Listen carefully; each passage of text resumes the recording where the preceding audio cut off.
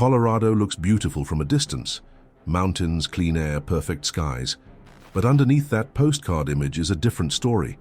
Towns built on graves, families that vanished, bodies that surfaced decades later, identified only by DNA. Ghosts that aren't legends but evidence. These are 6 true Colorado mysteries, some solved, some still alive, all buried in plain sight. And the deeper you go, the colder it gets. Lock your doors, put on your headphones.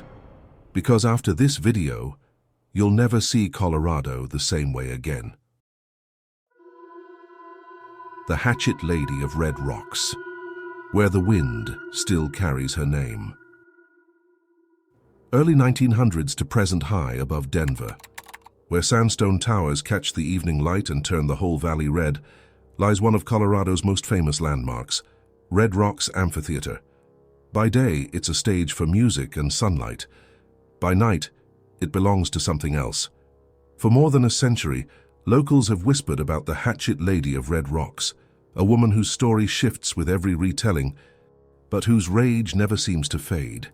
Some say she was a ghost, others swear she was real, but everyone agrees on one thing: you don't go looking for her after dark.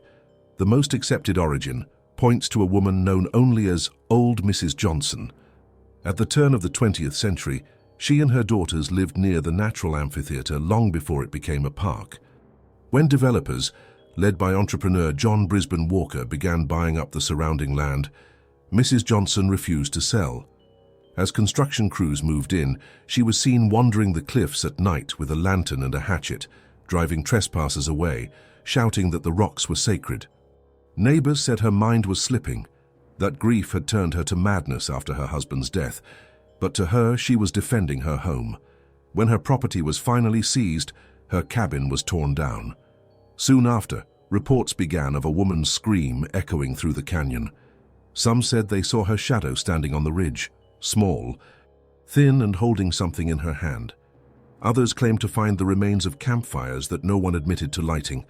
In other versions of the story, the Hatchet Lady isn't Mrs. Johnson at all, but the spirit of a murdered woman, decapitated in one of the nearby mining disputes that plagued the area in the 1880s.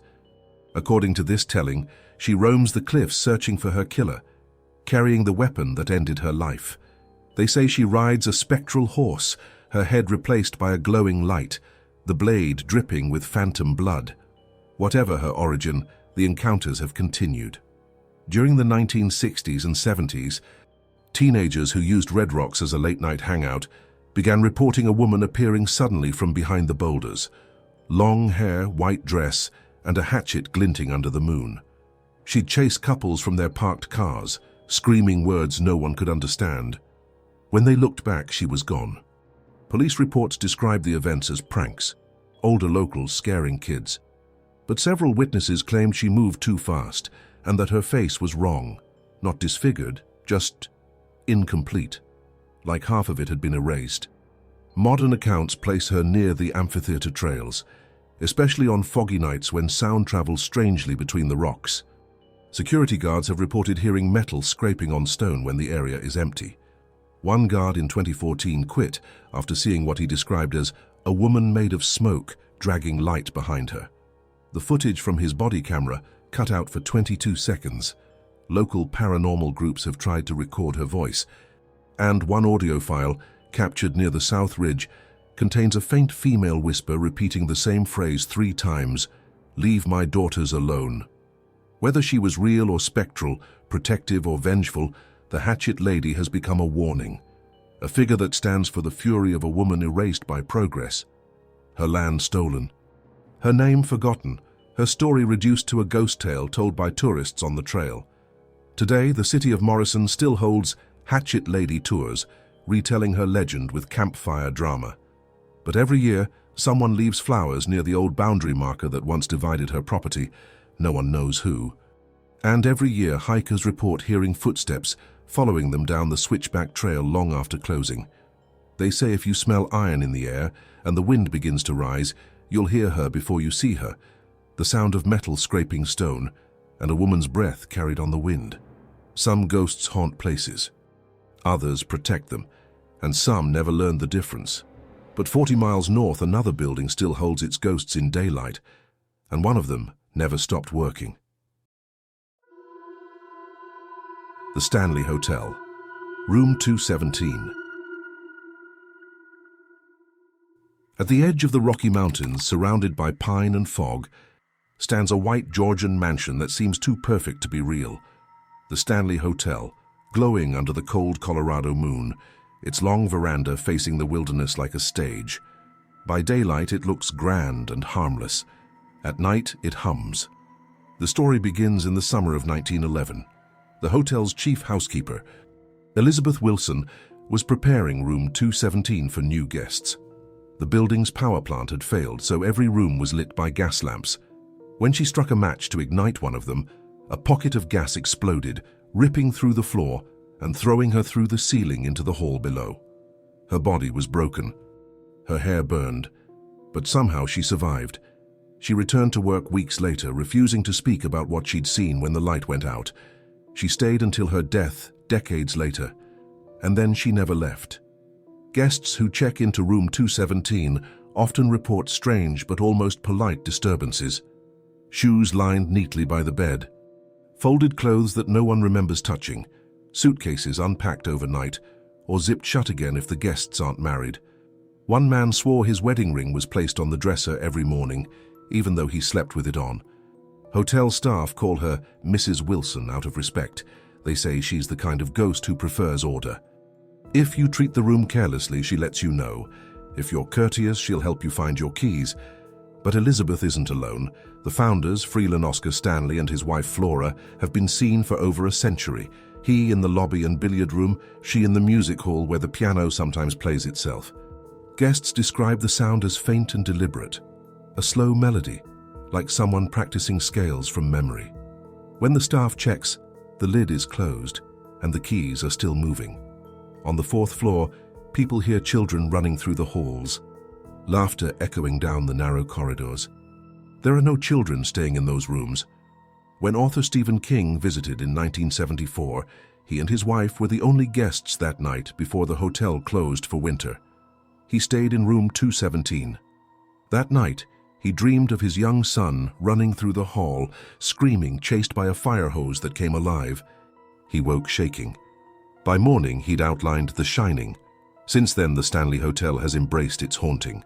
Paranormal investigators record EVPs of a woman's voice near the bed. One clip from 2012 captured the words, "Turn down the lamp." Thermal cameras pick up cold spots that move, not drafts, but shapes. Sometimes the lights flicker in rhythmic pulses like breathing. Technicians can't explain it. Skeptics call it imagination. Believers call it proof. But everyone agrees that room 217 has a presence, not angry, not lost, but waiting. The hotel's employees keep their distance from the room when it's empty.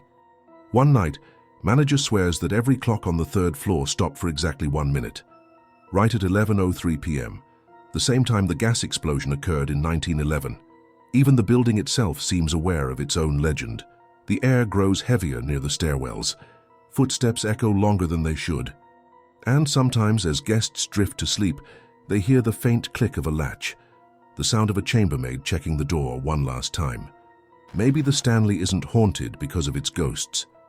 Maybe it's haunted by memory, by a housekeeper who refused to abandon her duties, and a story that refused to die. They say Mrs. Wilson still tends to her room with quiet pride. If you ever stay there, leave your shoes by the bed. She'll line them up for you. And if you wake to the sound of footsteps just outside your door, don't call the front desk. She's just doing her rounds.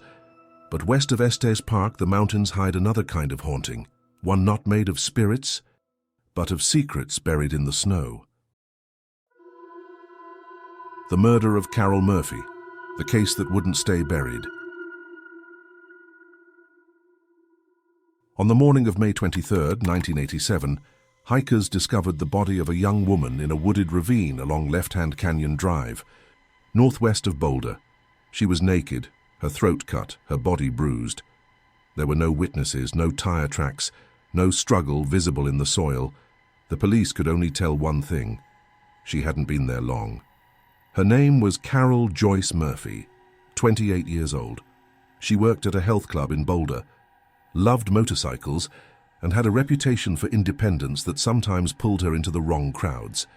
When she vanished, no one noticed right away. She was used to long rides alone. According to her co-workers, Carol had left that morning saying she planned to go for a motorcycle ride with her ex-husband, one of several. She'd been married and divorced multiple times, and each relationship had ended in conflict. When detectives learned that, the suspect list grew fast, too fast. There were no fingerprints on her body, no foreign hairs, no clear DNA. The technology of the time couldn't read what the crime scene was trying to say. The case went cold within a year. For 20 years, Carol's file sat in the Boulder County Evidence Room, labeled Unsolved Homicide, 87341. Every so often, a new detective would open it, chase old leads, and close it again. But in 2006, the Cold Case Unit began reanalyzing samples with newer DNA extraction methods. A tiny genetic fragment from under Carol's fingernails finally spoke. The match shocked everyone. It wasn't a stranger. It was her ex-husband, Kevin Elmar. Elmar had always been on the periphery of the investigation. He'd attended the funeral, spoken to detectives, even offered to help find whoever did this. But when his DNA hit the database, the match was undeniable. He was arrested in 2007, exactly 20 years after her death. During the trial, prosecutors described a volatile relationship: jealousy, arguments, violence. Witnesses recalled that Carol had told friends she was afraid of him, but also that she wanted closure. That last ride was supposed to be a conversation. It became her last breath. Elmar denied everything. He claimed contamination, insisted the DNA was planted, that Carol had plenty of enemies, but the evidence was too specific. The DNA under her nails matched a blood trace found on a leather jacket in his garage, the same one he wore that day. In 2015, after 2 trials and years of appeals, Kevin Elmar was convicted of first-degree murder and sentenced to life in prison. Carol's family finally had an answer, but not peace. Detectives still debate what happened between them in those final minutes. There were no defensive wounds, suggesting she didn't expect the attack. And investigators noted one haunting detail. The scene appeared staged. Her body was laid out carefully, arms folded, as if placed rather than discarded. The killer didn't leave her in anger. He left her in silence. Modern forensics solved the who but never the why. Elmar died in custody in 2022 without ever confessing.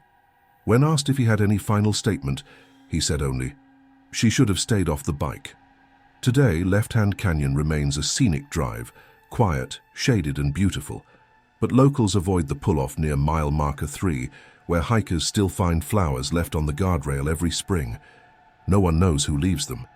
The wind through the canyon makes a soft, almost human sound, like the world exhaling through old scars. Carol Murphy's case proved what DNA could do, but it also reminded investigators that technology can't solve grief or explain why some men destroy what they once loved. The killer is gone, the story isn't. And just a few years earlier, another case in Colorado's mountains began with missing women and ended with a clue too small to ignore: a single orange sock. The Breckenridge Murders, the Orange Socks Trail. On a freezing morning in January of 1982, the small ski town of Breckenridge woke to news that 2 young women, both gone missing within hours of each other, had vanished on the same stretch of mountain highway.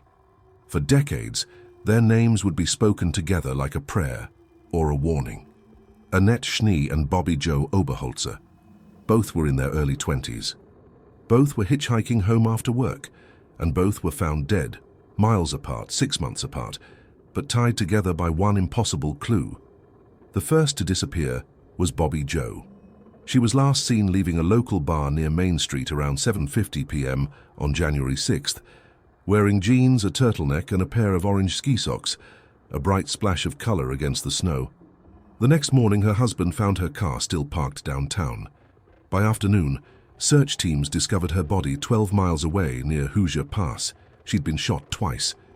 In the snow beside her lay a single orange sock, not the one she was wearing.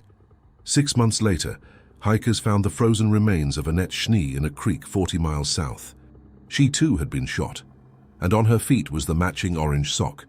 Investigators from across the state descended on the town. How could two women, unknown to each other, end up linked by something so specific?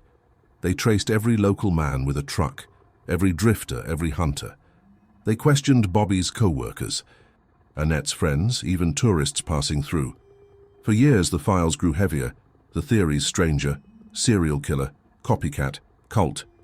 The case became known as the Orange Socks Murders. In a grim twist, one of the last people to see Bobby alive was a local mechanic named Alan Lee Phillips.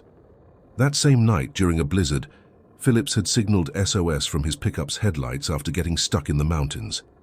A passing airline pilot spotted the flashes and radioed for rescue. Police found Phillips half frozen, but alive.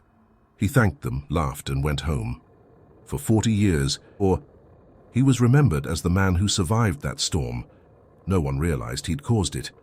In 2020, Colorado detectives reopened the cold case with help from genetic genealogy, the same technology that caught the Golden State Killer. DNA preserved from the crime scenes was uploaded to family ancestry databases. Within months, a profile began to form. It led straight to Alan Phillips. Investigators matched his DNA to traces found on both women's gloves. When confronted, the retired mechanic denied everything, but his face, photographed in 1982, matched the composite sketch drawn from an eyewitness 40 years earlier. Even the timing aligned. He'd been stuck in the snow less than 3 miles from where Bobby's body was found. In 2021, Phillips was convicted of both murders. He received 2 life sentences without parole. The man the mountains had once saved was the monster they'd hidden. Detectives still struggled to explain the orange socks. Some believe Bobby had offered Annette a ride earlier that day, a chance meeting, an act of kindness that unknowingly tied their fates together. Others think Phillips took the sock from his first victim and placed it beside the second. A cruel signature only he understood. Breckenridge has changed since then to ski lodges, coffee shops, tourists filling the streets. But in the quiet spaces between the slopes, you can still feel the story pressing against the snow. Locals say the trail where Bobby was found is unnaturally still, that even birds go silent there. Sometimes hikers find old fabric fragments, orange faded to rust and caught in the trees. 2 women, 2 winters, one color bright enough to burn through 4 decades of silence. Justice came late, but it came. And in the end, the truth was buried not by snow, but by trust. But not every family in Colorado was given an ending. In another town just east of the mountains, an entire family disappeared, and no one has ever found where they went. The Skiba family disappearance, the night the movers never came home.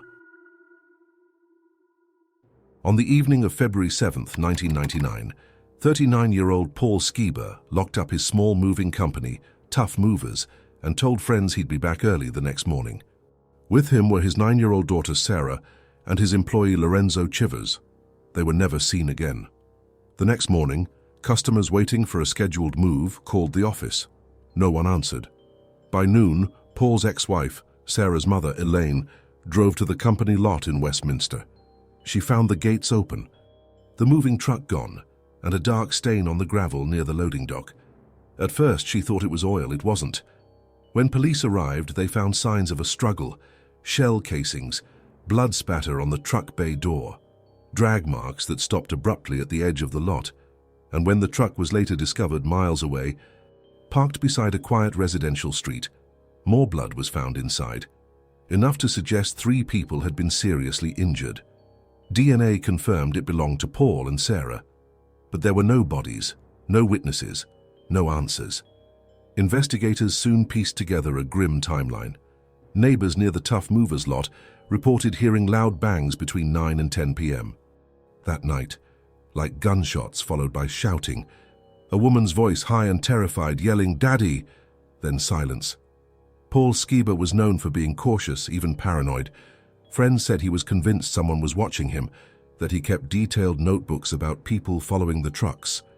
Police dismissed it as stress from financial trouble. But after the disappearance, those notes seemed prophetic. Detectives theorized that the murders were targeted, a dispute over money, or retaliation from someone Paul had angered in business. Yet no credible suspects emerged, no weapons were recovered, and with the company's property sitting along a busy industrial corridor, the security cameras facing the lot had all been turned away. The investigation dragged on for years. Tips came and went. Every lead ended in another dead end. Elaine Skiba refused to move away, visiting the lot every week to leave flowers for her daughter. She kept her phone number the same, in case Sarah ever called. In 2016, new forensic technology revealed that the truck's blood evidence contained a third unidentified DNA profile, possibly Lorenzo Chivers, possibly someone else. It didn't match any database. The case remained unsolved. Then, in 2025, the Westminster Police Department announced a re-examination of all physical evidence using next-generation sequencing, technology capable of separating mixed DNA samples that had stumped investigators for decades. They confirmed that one of the profiles found on a bullet casing did not belong to any of the victims. Detectives are now building a new genealogical tree from that trace, hoping to identify who was inside the lot that night. For the families, it's both hope and heartbreak. 26 years have passed. No one has been charged. No remains have been found. People who drive past the old Tough Movers site, now an auto parts warehouse, say they sometimes feel an odd pressure in the air, like static before a storm. Truckers avoid parking there overnight. They say their engines cut out for no reason. And one security guard claims he once heard a child's voice whisper, "We're still moving." Maybe it was the wind. Maybe it was something else trying to finish the job. 3 people vanished in the space of one night, leaving behind a crime scene that refused to give up its story. The evidence says murder. The silence says unfinished. And somewhere out there, maybe under concrete, maybe under time, the Skibas are still waiting to be found. But Colorado's final secret didn't end in disappearance. It began with one woman's name, a 48-year-old crime, and the moment science finally caught the ghost that left her in the dark. The murder of Terry Becker, the ghost in the DNA. It was the week before Christmas in 1975 when 20-year-old Terry Becker was last seen alive. She'd left a friend's apartment in Westminster, hitchhiking toward home. It was a common risk in those days in a small town, everyone trusting the road.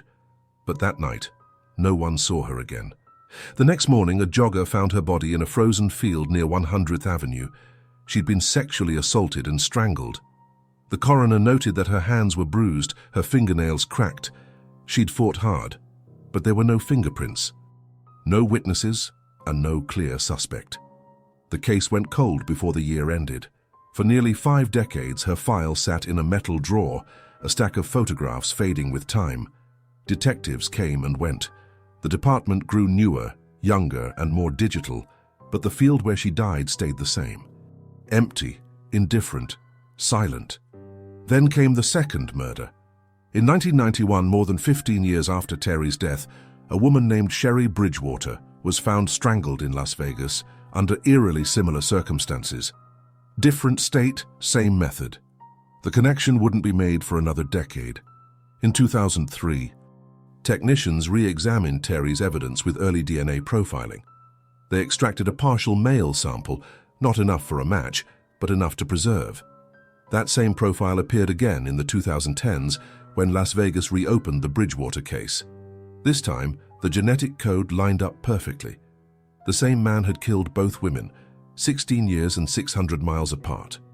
For investigators, the discovery was like hearing a whisper from the past. But who was he? There was no hit in CODIS, no criminal record, no family matches. It was as if the killer had vanished after 1991. In 2019, cold case detectives partnered with genetic genealogists, specialists who build family trees from tiny DNA fragments. Within months, the branches led to one name, Thomas Martin Elliott. Elliott had lived in Colorado in the 1970s, worked odd jobs, and later moved to Nevada.